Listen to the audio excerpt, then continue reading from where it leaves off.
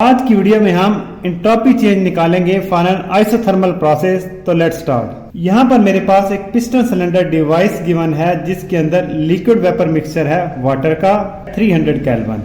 इसके अंदर हम हीट ऐड करते हैं 750 kilo joule. As a result कुछ लिक्विड जो है वो वेपोराइज हो जाता है।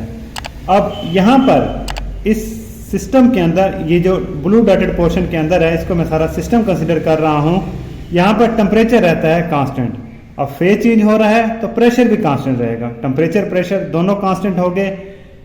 फेज चेंज का प्रोसेस है तो ये इंटरनली रिवर्सिबल प्रोसेस होगा और टेम्परेचर भी फिक्स हो गया तो ये आइसोथर्मल प्रोसेस होगा।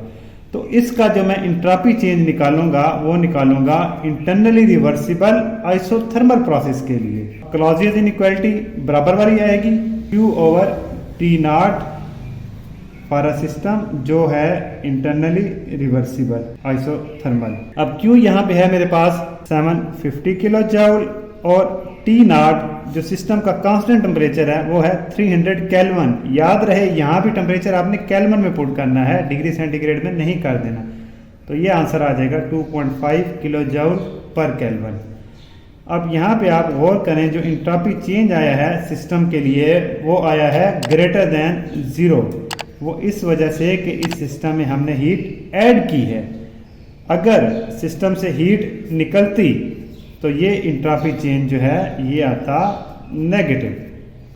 ठीक हो गया बेटा।